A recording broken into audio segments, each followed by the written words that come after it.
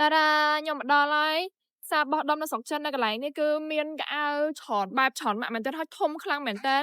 នៅកងជើណាមកឥឡូវនាំអ្នកគ្នាមកមើលថាក្នុងនោះមានអីគេនិយាយទៅផ្សារគេនេះធំហើយមានច្រើនម៉ូតច្រើនបែបមានរហូតដល់7ជាន់មកយើងដើរឡើងហត់ហ្មងប៉ុន្តែពេលដែលមកអញ្ចឹងខ្ញុំចង់ប្រាប់តិចនិចក្នុងការទិញលវ៉ាន់មួយទោះថាយើងអត់ចេះចិនយើងអត់ចេះចិនយើងអត់ចង់តថ្លៃមួយអ្នកលក់ក៏យើងអាចទិញបានក្នុងតម្លៃធូរថ្លៃដែរអ្វីដែលខ្ញុំធ្វើហ្នឹងគឺមុននឹងខ្ញុំទិញគឺខ្ញុំថតឆែកមើលនៅក្នុង app DRSB សិនព្រោះនៅក្នុង app DRSB ហ្នឹងគឺភាសាខ្មែរស្រាប់ហ្មងហើយដូចទៅថោប៉ោដូចតែ16.8ចឹងអញ្ចឹងយើងទាញ app មកយើងថត scan មកវានឹងប្រាប់តម្លៃកន្លែងណាលក់ធូរជាងអីចឹងណាចឹងបានថាបើចាំមកដល់ស្រុកចិនក៏បានដែរនៅតែផ្ទះនៅស្រុកខ្មែរហ្នឹងក៏បានដែរបានល្អពីចិនមកដែរកន្លែងខ្លះខ្ញុំសួរលក់ខាងក្រៅ100នៅក្នុង app មួយតែ50 30អីទេអញ្ចឹងមាន app DRSB មួយមកគ្រាន់តែចូលទៅកន្លែងកាមេរ៉ាមកដូចខ្ញុំធ្វើអញ្ចឹងហើយចុចថតអ្វីដែលយើងចង់ទិញហ្នឹងមកគឺយើងអាចសេរីពណ៌សេរីទំហំអីបានហើយមិនបាច់តថ្លៃមួយអ្នកលក់ទៀតសំខាន់គឺយើងដឹងថាកន្លែងណាលក់ធូរជាងគឺយើងទិញនៅហាងហ្នឹងហ្មងយើងទិញផ្ទាល់នៅក្នុងផ្សារហ្មងគឺតម្លៃ$38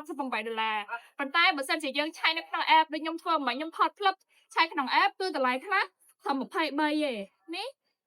តម្លៃខ្លះ23កន្លែងខ្លះ18កន្លែងខ្លះ35អីចឹងទៅនិយាយទៅនៅក្នុង app គឺមានហាងច្រើនទូទាំងចិនហ្មងមិនមែនតែព្រួយទេនេះអ្នកទាំងអស់គ្នាពេលដែលយើងរកទិញតាម app DRSB វាស្រួលត្រង់ថាយើងអាចរើសពណ៌រើសទំហំបានបើចាំនិយាយមួយអ្នកលក់ទោះបីយើងអត់ចេះចិនក៏ដោយហើយសំខាន់យើងអាចឆែកសាយរបស់យើងបានទៀតសាយ S សាយ L សាយអីចង់បានអីដាក់នឹងមក